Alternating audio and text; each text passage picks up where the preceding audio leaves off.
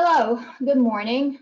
I will give it one more minute for everyone to join, and then we'll start with the webinar. Thank you.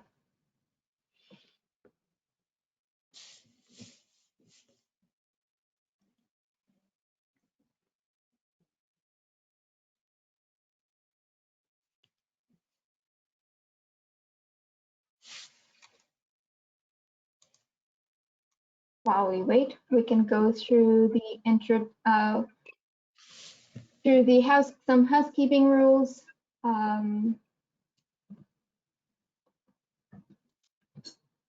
Again, good morning, everyone, and welcome to today's webinar, CMMC Assessment Sneak Peek at the Final Exam. I'd like to go over a few items so that you know how to participate in today's event. We have taken a screenshot of an example of the attendees interface. You should see something that looks like this on your own computer screen in the upper right corner. You're listening in using your computer speaker system by default. If you would prefer to join over the phone, just select telephone in the audio pane and the dial-in information will be displayed. You'll have the opportunity to submit text questions to today's presenters by typing your questions in the questions pane of the control panel. You may send in your questions at any time during the presentation. We'll collect these and address them during the Q&A session at the end of today's session. Once the webinar ends, you'll also receive an email with the recording within 48 hours along with the survey. Please let us know how we did. Without further ado, Don, the floor is yours. Thank you, Farah. It's always good not to have further ado because no one likes ado, especially when it's further. So I'm joined today by my two colleagues, Brian Hajost and Stuart Itkin, in our webinar, CMMC Assessment, a Sneak Peek at the Final Exam. Brian is CEO of SteelCloud and Stuart is Vice President of CMMC and FedRAMP Assurance at Coal-Fire Federal. Rather than me fumble through their introductions, I'm going to allow both of them to just speak to what their companies do briefly, and also to set the stage by talking about what they see as the priorities of the customers and clients that they're witnessing in the industry so that we can establish a good framework for what we're going to discuss today. So Brian?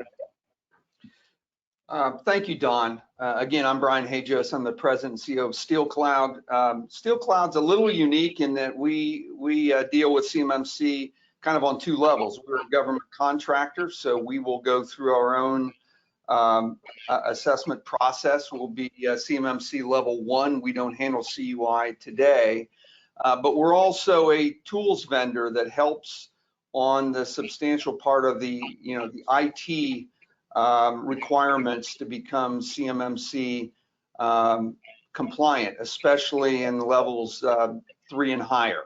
So that's where SteelCloud sits. In terms of priorities today, we tried to create a unique presentation today. We've heard a lot in many of the seminars about why there's CMMC and the schedule for CMMC and the different levels. And I think that the contractors are really interested to find out what do they actually have to go through to prepare to be successful. And I think that's what we're hoping that you'll gather from today. Thank you. Back to you, Don. Sure. Well, Stuart, you're up. Well, great. Don, thank you. And thank you, everybody, for providing us the opportunity to share our insights with you today. As Don mentioned, I am the Vice President for CMMC and FedRAMP Assurance with Coal-Fire Federal.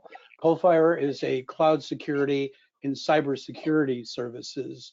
We are the leading FedRAMP 3PAO. We were one of the first authorized CMMC C3PAOs, and we're also a CMMC RPO, which means that we're able to perform CMMC assessments for organizations seeking certification once C3PAOs are approved by the CMMC accreditation body to do so. And we also have the ability to provide advisory services to help organizations that are preparing for CMMC certification. We're just not able to do both of those things for any one organization. Our key priority as a company is to be an educator and to be a leader for CMMC. We believe that this is a critical initiative for the Department of Defense and really for organizations across the defense industrial base. The information that's at risk, the information that is being exfiltrated and stolen by adversaries is information that is being developed at the expense of organizations across the defense industrial base. And it's our intent to be a leader and an educator in helping organizations understand the risks, how to mitigate those risks, and how to be able to comply with CMMC. We were a leader in FedRAMP and helping the development and the kind of evolution of that standard, and it's our intent to play a similar role as a leader in CMMC. So Don, back to you.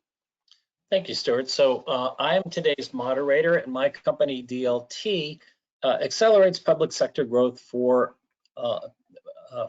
technology companies. And I misspoke. We are DLT, a tech data company. That's our parent company. And I individually am a registered practitioner under the CMMC program.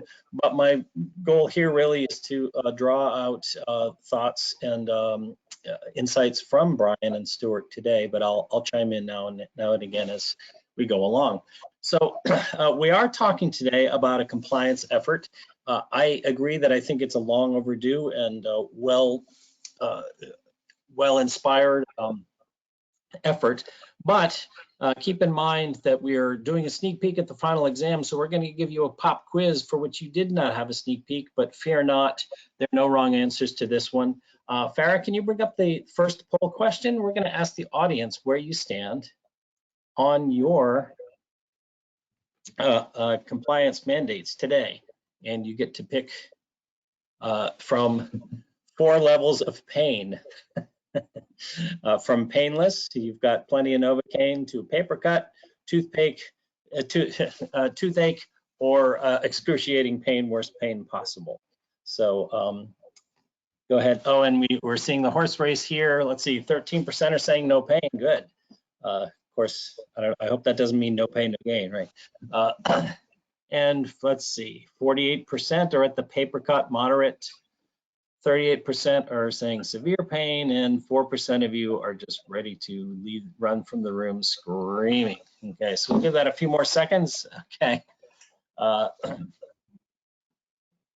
Looks like, a good, so what, 62% now, 61% are at the no pain or moderate level, which is probably a good thing. That's one of the goals of the CMMC program, is to try to make this stringent without being oppressive or too overbearing. So that said, some of you are suffering from more severe versions of pain. So let's move on to our first topic. And one of the questions that always comes up is, how do I need, CMMC has 5 levels of certification. How do I know which one to be certified at? Brian, what's your response to that? How would you advise people that are interested in this or subject to this in choosing a level? Well, I think it really is pretty easy. You either have or plan to handle CUI data, and if you plan or have CUI data, then level 3 is the minimum level. Level 2 is one that's an interim level that doesn't really get you any closer or much closer to handling CMMC level 3 type data. And if you just have FCI data, federal contract data, then you're level 1. So for most organizations, they're either at level 1 handling FCI data, or at level 3 handling CUI data.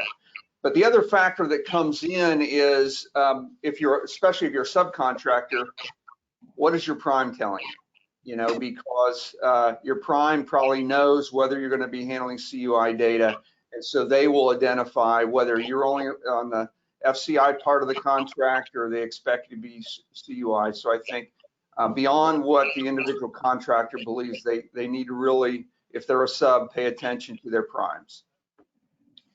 Thank you, Brian. And Stuart, what's your take on this? How to determine what level to be at or to seek? Yeah, I think Brian's exactly right. I mean, specifically for an individual contract, the CMMC required level will be specified in the RFP and ultimately in the contract vehicle itself. And an organization will need to be certified at that level before award will be made. With respect to subcontractors, it's up to the prime to be able to set the requirement for that subcontractor of which CMMC level they will need to achieve based on the information that the prime is exchanging with them or the information they may be creating in the course of executing their responsibilities against that contract. Okay, thank you, Stuart. And, you know, my understanding, though, is that some of the contracts may specify CUI or not. You won't know until the RFP is released. Is there any truth to that rumor? Well, I think, you know, organizations, you know, by and large have a pretty good sense of whether they're handling CUI today or not. You know, today, if they are required to submit a basic assessment stating their compliance to NIST 800-171, that's specifically in NIST 800-171 as a standard specific to the safeguarding of CUI. So that if you're required or being asked to submit that basic assessment, it's effectively a message telling you that you are handling CUI, and in all likelihood, in CMMC land, you're going to be required to be certified at level 3. You know, organizations certainly have some control over that in terms of the information they're willing to receive and not receive. It's a lot of cases where organizations are receiving CUI that really they don't need to receive, and an organization can kind of limit the level to which they may be subject to by simply ensuring that they don't get CUI if they don't need to be receiving CUI. Yeah. A need to know basis almost. Exactly. Okay. Since we're talking about levels, if we can bring up our next poll question or pop quiz, if you will, we're interested to know what level the audience members are seeking. And don't worry, there's also a "we're not sure, we're here to find out" option. So we could, Farah, if you could bring up the next poll question. You there? There we go. Okay, so we've consolidated level 4 and 5. Those are pretty high levels. Wow, a lot of people are going for the level 3 so far, but we'll see how it shakes out. We're early in the horse race here.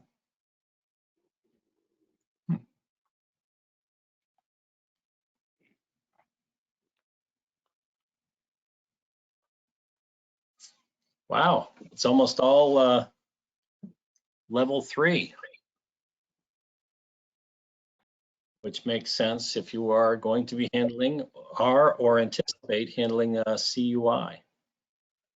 So no one's going for level 2, no surprise there, and only a small number at level 4 and 5, which also is no surprise because those are very stringent and much more costly and probably applicable to only a small percentage of the defense industrial base. And if you're not sure, that's fine. We're still early in the game, and it makes sense to try and gather information and to determine what level is appropriate for you. That's, in fact, why we posed this question in the webinar today. So, interesting result: 80% of you are seeking a level 3 authorization. That's worth a screenshot, in my opinion.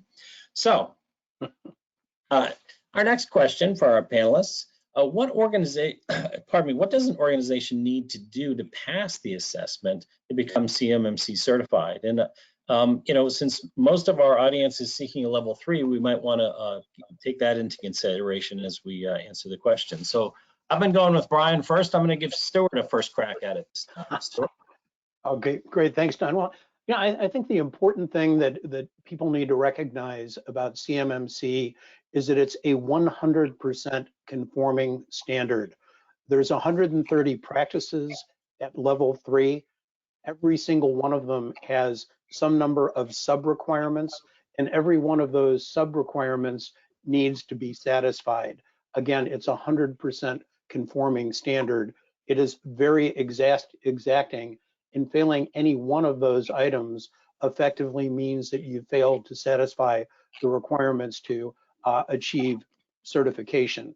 So what needs to be done first is, you need to recognize and understand each of those requirements. You need to understand how they're going to be interpreted and assessed by a C3 PAO, and ensure that you've satisfied those requirements in order to be able to be ready to pass that assessment. If there's any questions, a series of definitive documents with the two best are version 1.02 of the CMMC framework that was published early last year. And then the second is the CMMC Level 3 Assessment Guide, which is the assessment structure that will be followed by a C3 PAO. If you want to know what the test looks like, that's the document to take a look at. Yeah. So Brian, what do you think a company should be doing, or what's going to be required to pass the CMMC assessment? Well, one of the things that we recommend is that people that have not put together a security plan before, that have not been involved in RMF or FedRAMP, that they actually get some help of people who have done that before.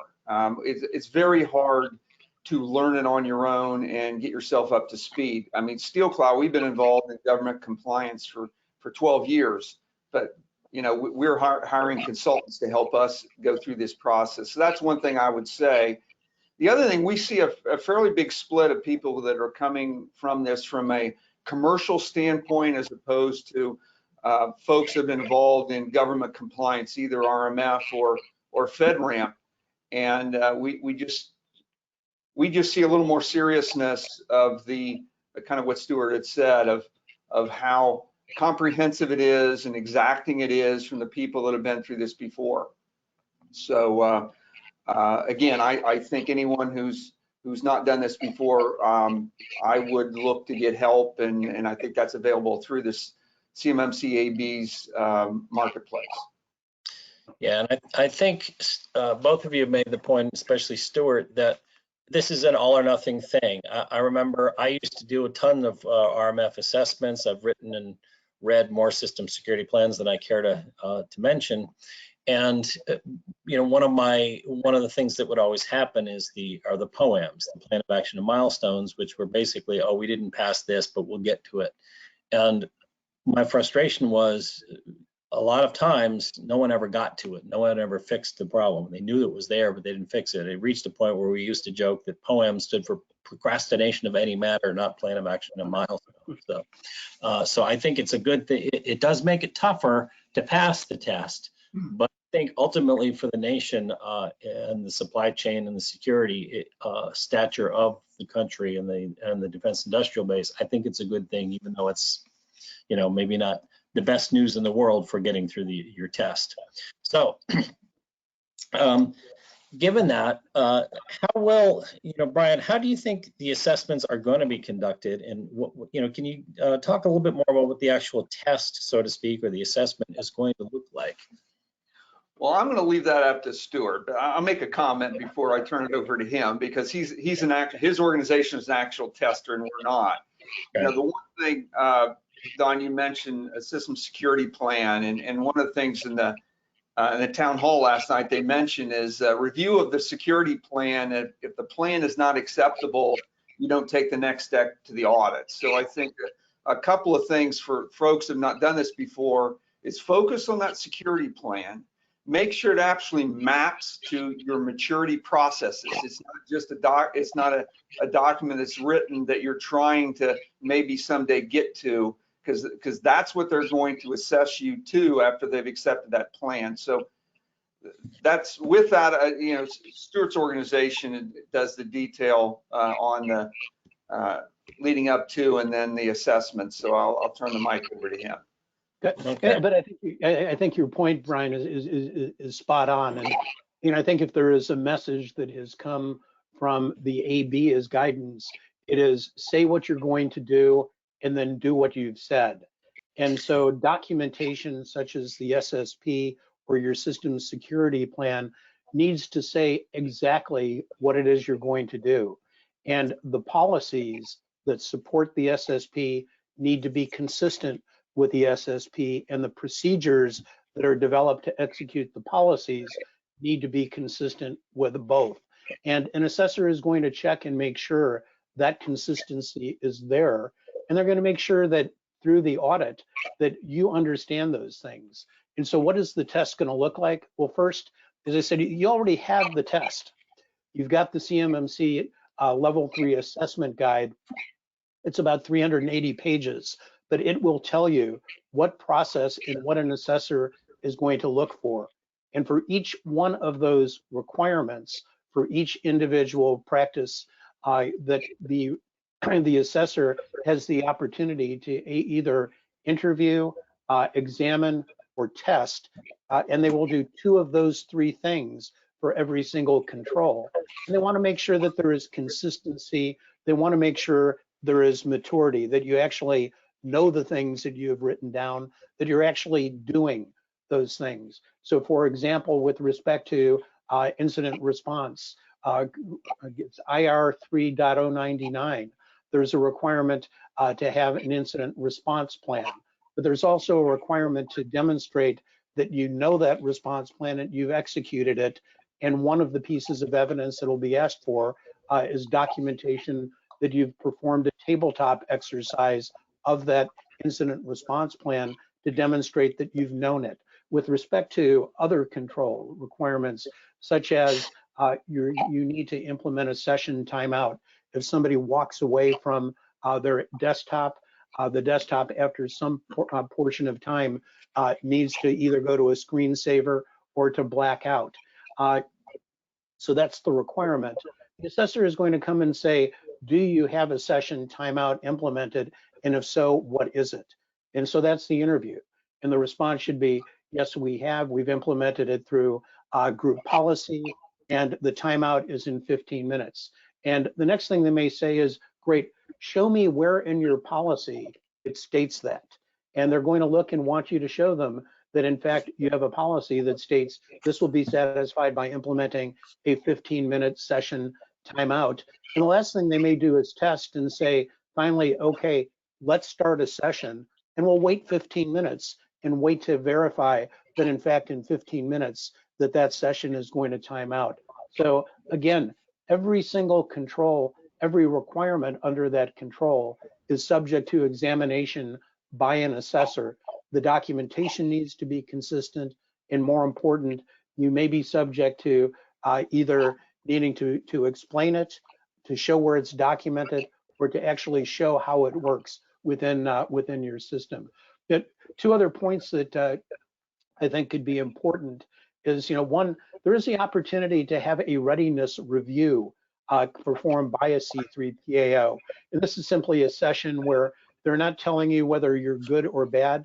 They're simply reviewing with you everything that you need to have ready and to bring to the assessment so that you know that you're prepared to go through that.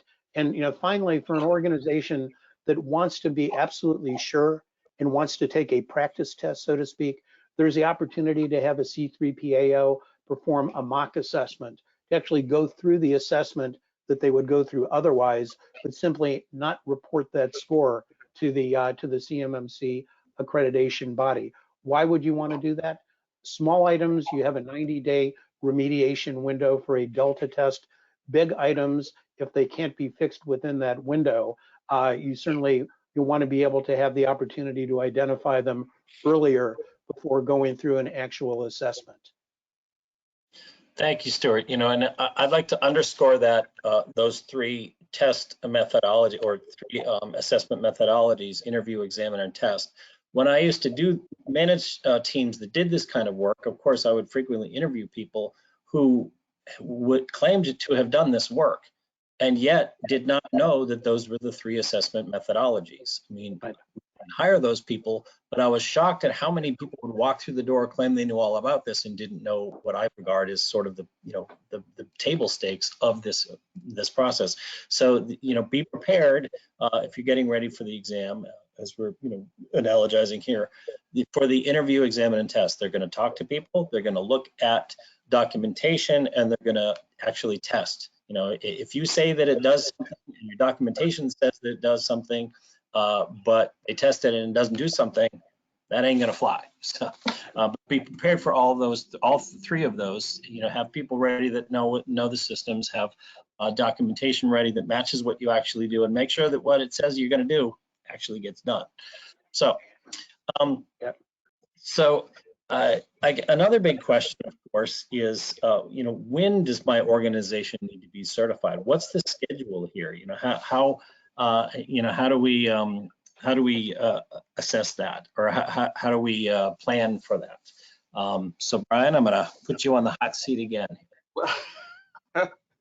Well, yeah, there's the textbook answer, and there's the you know, I think the reality of the marketplace answer. I mean, the primes are asking for plans and dates, even at the RFI stage, as they're putting together their teams. So yeah, you can look at it and you say it'll be in the RFP, it'll state, you'll know exactly what to do. But the fact of it is that there are other you know, large SIs that are managing their businesses, that are putting together teams, that are making their own decisions about when people are having to get what. So I think you got to balance those two based on a contractor and the kinds of business that they do in the DoD.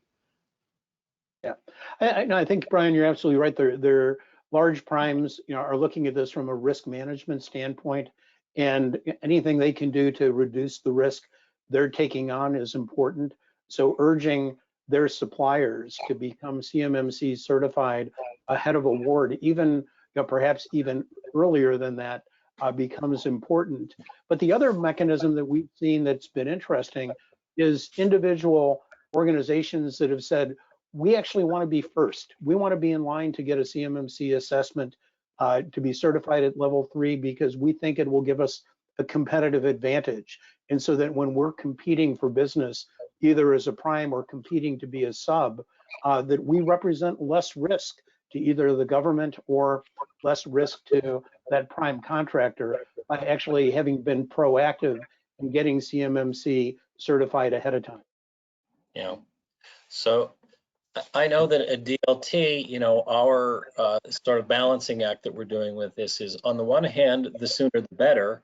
We want to beat the competition to the punch, of course, and we want to be ready when our suppliers or our vendors want to, you know, sell into the government. On the other hand, if we go too fast, we shoot ourselves in the foot, because we may not be ready, and we don't want to take the assessment and then fail and then have to go back to square one. So we want to get it as soon as possible, but we want to proceed cautiously so that we do get our assessment and we are ready when we take the test. You know, so it's a balancing act. But that brings up yet another question for our audience, which is, when do you plan to achieve certification? And Farah, my assistant behind the scenes, is going to bring that up shortly. Okay, so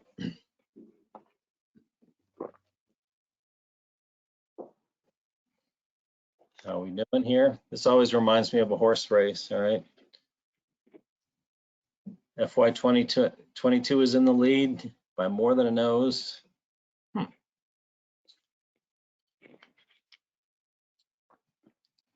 All right, well, this is not terribly unexpected. A lot of you want to go early this year, if possible.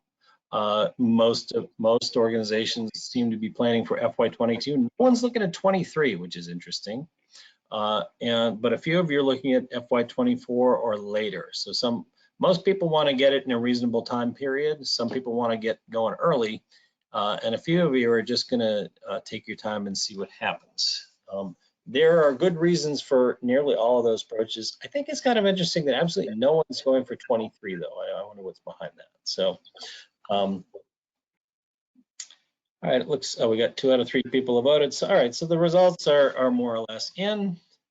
Most of you are seeking FY 22 certification, which is probably a reasonable time frame. It also means, of course, that there's going to be a big rush of people. If that's reflective of the industry as a whole, there's going to be a whole lot of people wanting certification in 2022. So that could be useful information for the people that provide the certification services, such as, well, I don't know, Stuart, do you know any companies that do that? Well, we are, and I look at that and I just kind of chuckle. The estimate of the DoD is there's roughly 70,000 organizations that they're going to require to be certified at level 3. Our estimate is that there will be more than the government has estimated. But even if it's only 70,000, 70% of that means that 49,000 organizations are going to be looking for certification in 2022. I'm going to buy more coal-fired stock. I think that's one answer out of it. But I think for those that are, certainly, looking at this, being ready early, getting in line probably is really an advantage if there is going to be this real logjam of organizations that are looking to go through the certification process in 22. Yeah, I think that's an interesting result, and I think that is going to happen. I don't own any coal-fired stock, but now you give me some ideas, though. That's probably a conflict of interest, though. So, all right. So yeah. So I mean, but that can also affect your planning and understanding. It's like if there's a lot of other the line to get into the CMMC theater is going to be long in 2022. So that's something else to take into consideration. Of course, this is a small sample. Only a few people, but I think there's a lot of logic behind seeking a certification next year. So there may be reasons to look at it, in a different way, or to at least plan for that eventuality. Warn your management, hey, we're going to try it for 2022, but there's 49,000 plus companies out there that are doing the same thing. So we may not be able to get. And it's worth mentioning there are not 49,000 companies providing this service by a long shot. Right. So there's going to be could be the no soup for you kind of thing. So the other big question, of course, first it's when do we schedule? And of course, the next big question always is what's the cost of a CMMC assessment? And I think we want to look at more than just the numbers that were provided in the interim rule. So Stuart, what do you think about the cost of one of these? Well, I think, so first, by asking the question, what's the cost of the assessment, I think is really focusing on the wrong element. I think that the cost that organizations are going to incur in preparing for CMMC, are really more significant than the cost of the actual assessment. Again, it's a matter of 100% conforming standard and ensuring that every one of those items has been satisfied and remediating any of those that haven't. And some of those tend to be, fairly complex or expensive to implement. Kind of the two most common that come up when you look at what is left on organizations 800-171 POAM, always, or kind of like a big hitter is multi-factor authentication. Another one is FIPS 140.2 encryption. And those are two that if they're not native to your environment today are going to involve some investment to be able to be compliant with. And those are just kind of two of several. So again, the question is really more, what's it going to cost to be able to get to the point where you've satisfied all of those requirements before going through the actual assessment? How much that is going to cost to be able to get ready is really a function of where you are today. There are some organizations that are relatively cyber mature, and they can gauge that by what their basic assessment score that they have submitted via SPRS, and the cost to them will be probably relatively small. But there are more organizations that have a negative basic assessment score than a positive basic assessment score. And for them, there's certainly going to be some level of investment that'll be required to really put in place those things that are required to be compliant with CMMC. Yeah. So Brian, what's your take on how you figure out the cost of this thing? Well, I think, there's been a lot of focus on the process, documentation, procedure side. But as Stuart said, there's there's some pretty significant IT lifts.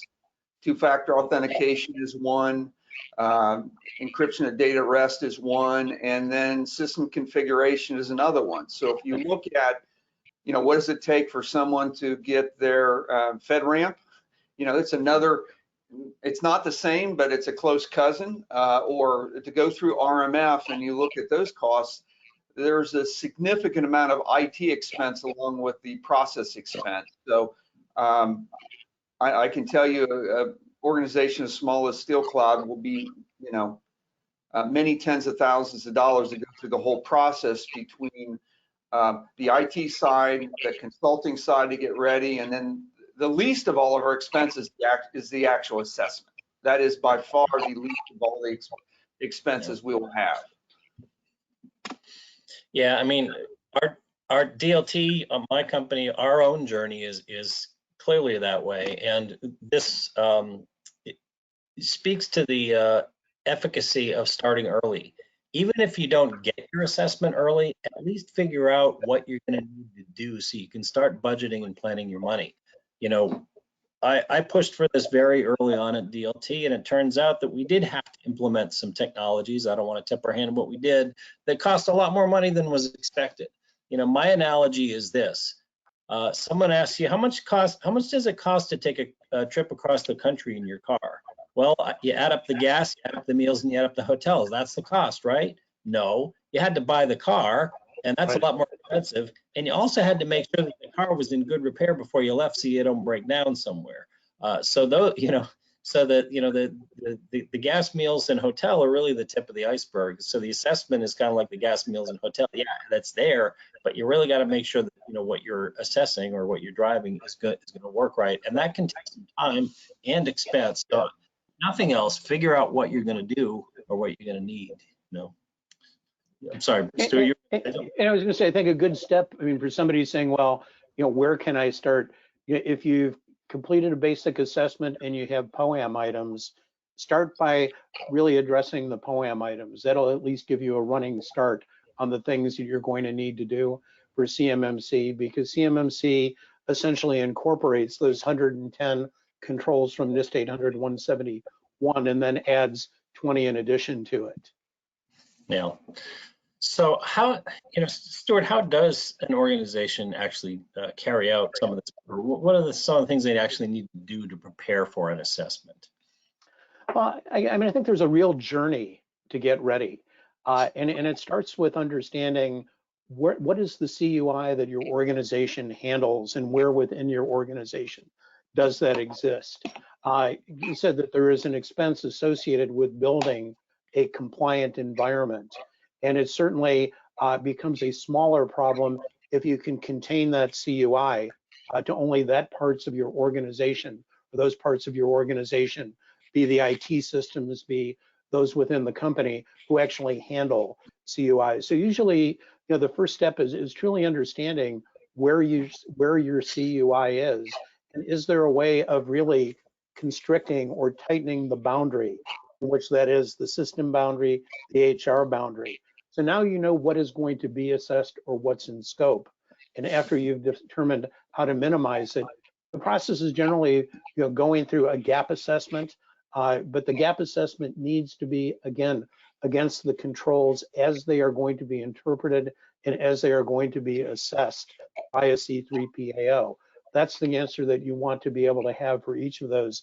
Have I satisfied it? Is this going to cause an assessor to nod their head and say, yes, check, you've done it?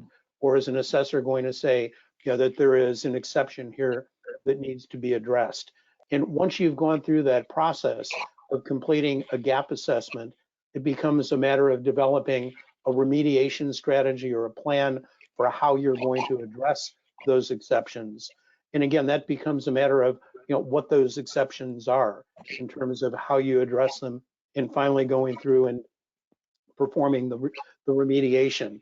The last thing that we recommend to an organization is, once you've gone through that cycle and applied the remediations, have somebody come back and actually make sure that the remediations, as you've applied them, do in fact satisfy the exceptions that had been identified in the gap analysis. And that way you can have a high confidence that you are in fact ready to go through a CMMC assessment. Yeah, and remember they'll be doing the interview, exam, and test approach. Brian, what's your take on how to prepare for an assessment? Well, I'd like to highlight what Stuart said, because it's a step that many people kind of forget, and that's the segmentation of your infrastructure. You know, I've seen large fabricators with really hundreds and hundreds of computer assets. They limit their CUI to one laptop locked in a room.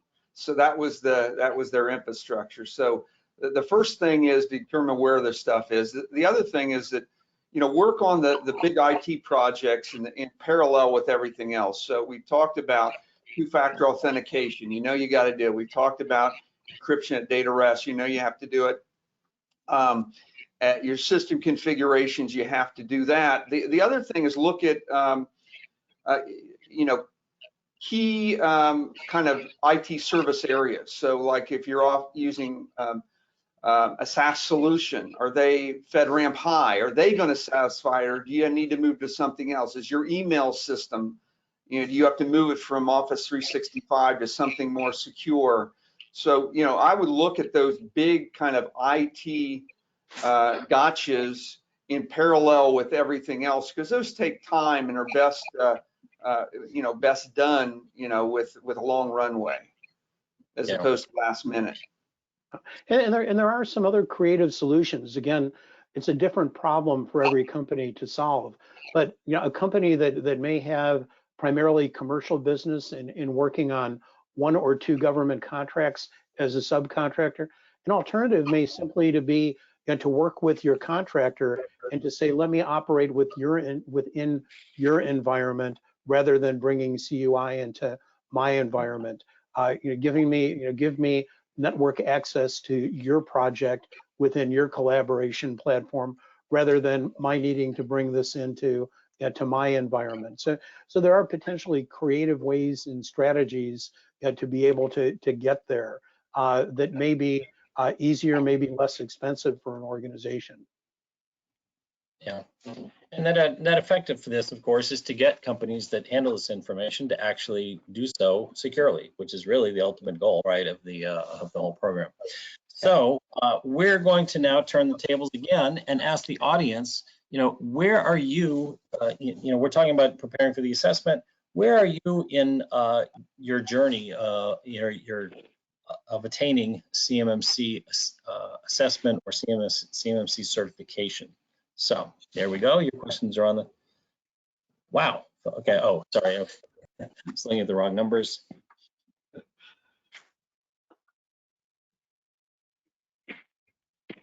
They're shaking out a little bit here. Got a third of our audience about running up. Almost half the audience is weighed in now.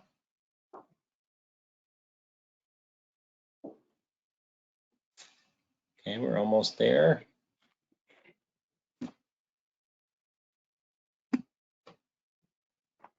Wow, a lot of people, a lot of you are pretty far along the journey.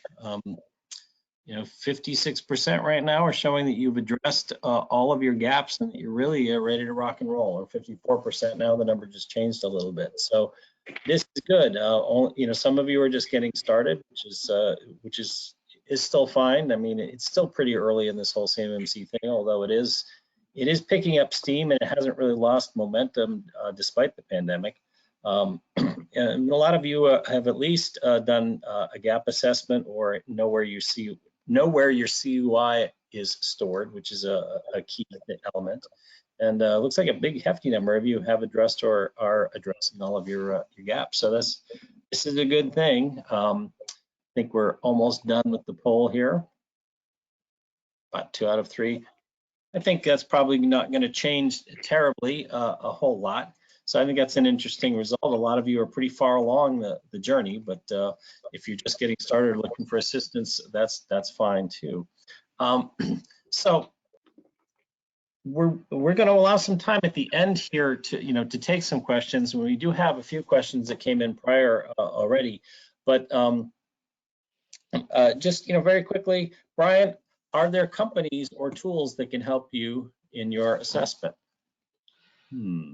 I think there are. There are a number of tools that organize documentation, and a lot of the consultants in the CMMC area do that.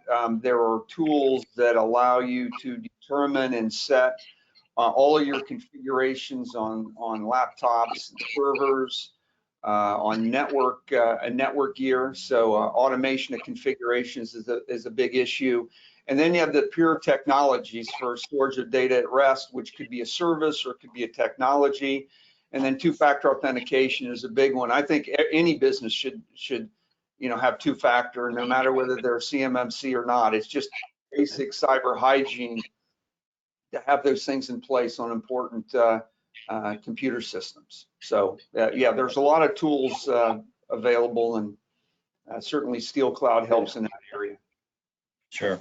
I think that, yeah, I was going to say the one word of caution, and Brian's absolutely right. There are a lot of tools out there.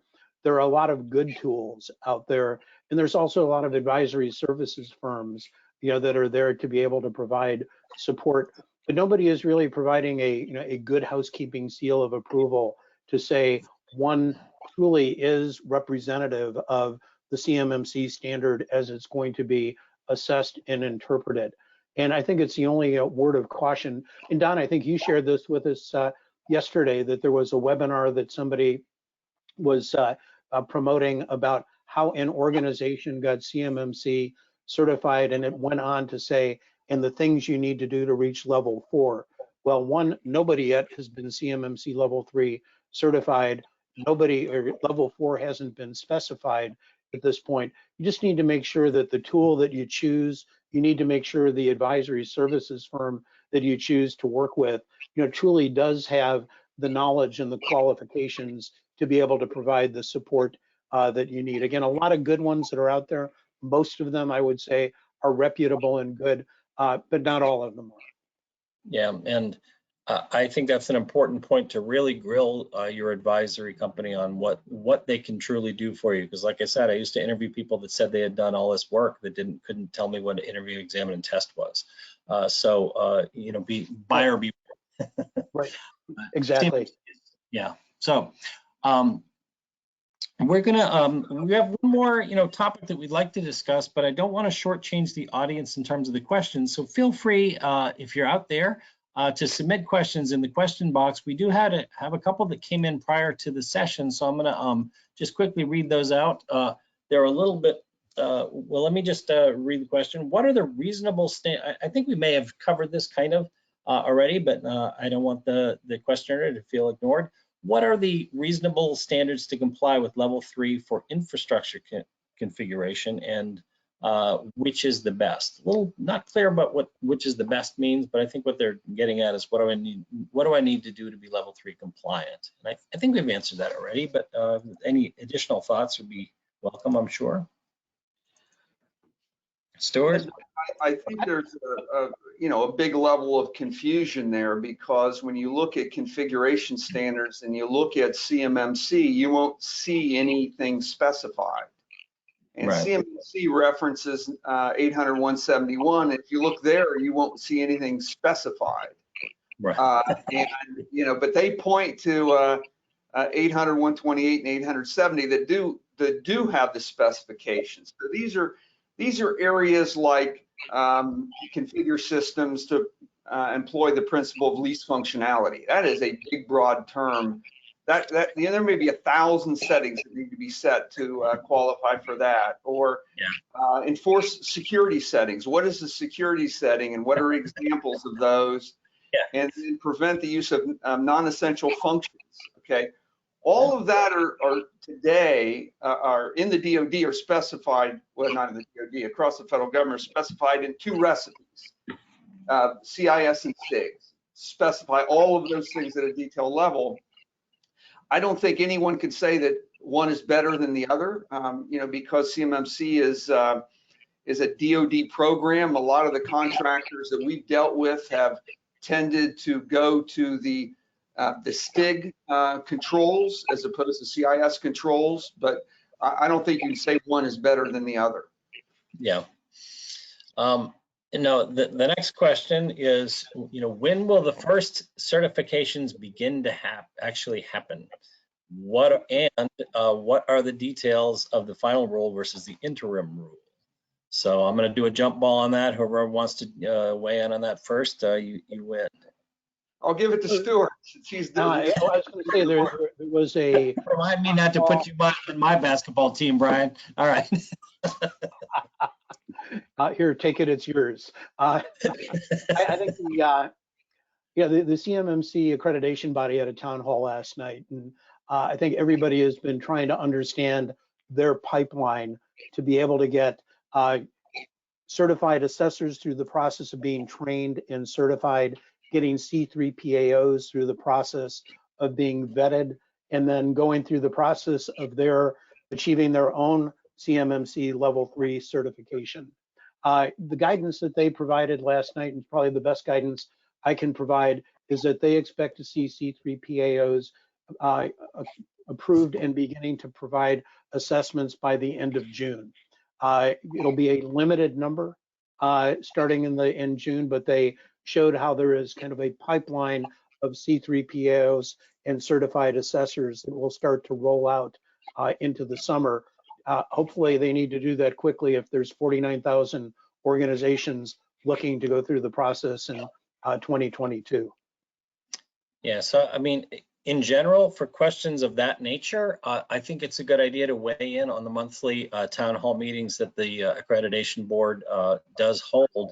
I sat in on that meeting last night, and I think Stuart and I both share faith in the new CEO who's in charge over there. And I think that it was going reasonably well anyway, but I think he's really taken the bull by the horns, and I feel like he's going to keep things on track. So sometimes the meetings are a little bit repetitive, but my gut tells me that he's going to be giving us some new and substantive information in a month or so.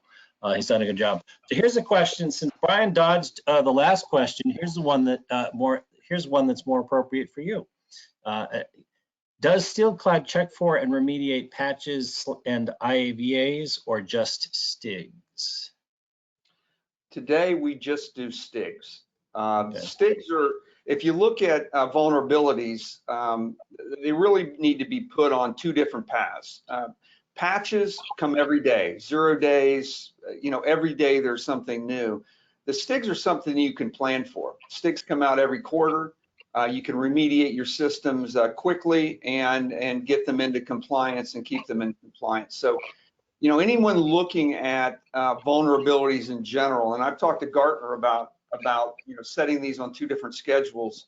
Your ports protocols, your patch levels should be on a different tempo than your secure configurations, which you can plan for, when they're dropped. STIGs are dropping right now, so if anybody is wondering, and they'll be out by the end of this week. You can plan on it, you get those done, and those you should be set for at least 90 days. Okay. All right, I'm going to throw one last question at you, and then we'll probably finish up with our final thoughts. My organization uses cloud services. How does that play into CMMC certification? Stuart, what do you think about that? Well, I think in some respects it makes the process earlier or easier. With any cloud service provider, there are two things that you should request for them and that they will provide relative to CMMC. One is an inheritance matrix, and the other is a customer responsibility matrix.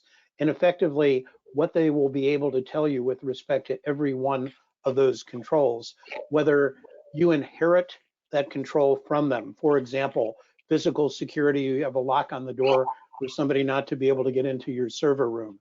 If you're using Azure, you can pretty much be sure that that Microsoft has closed the door, that they don't leave the door open for people to wander into their data centers. You inherit that requirement.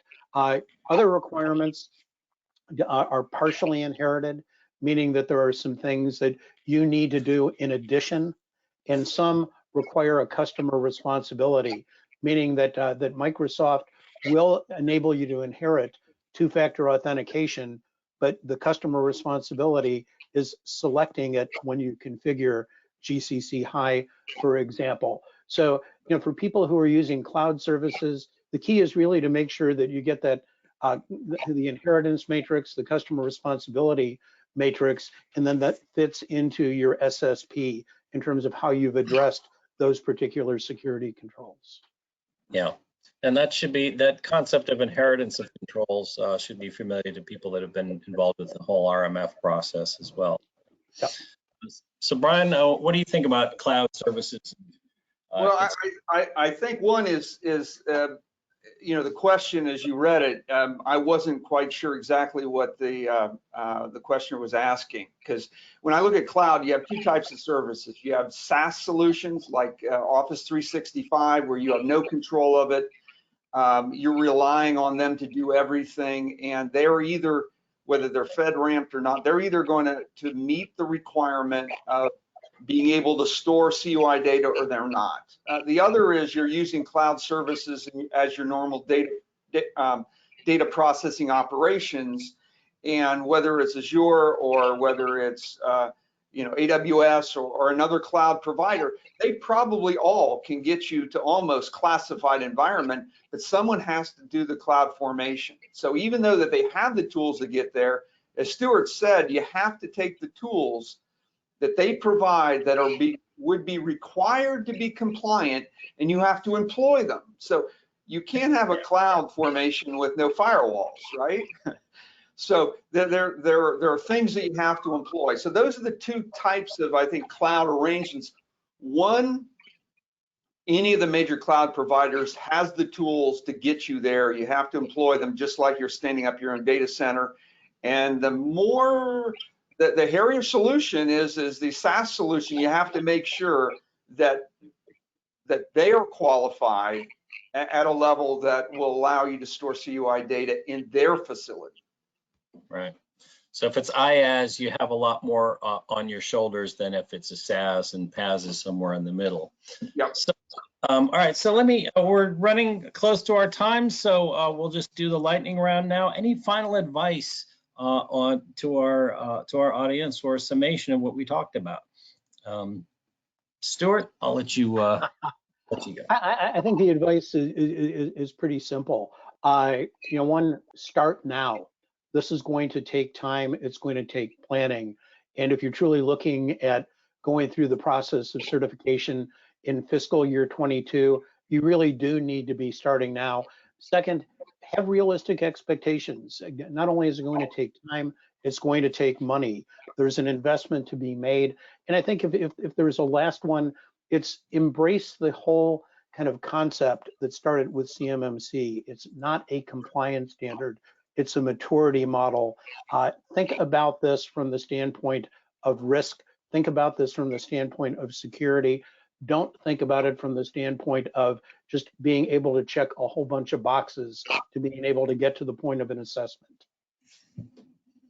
And Brian?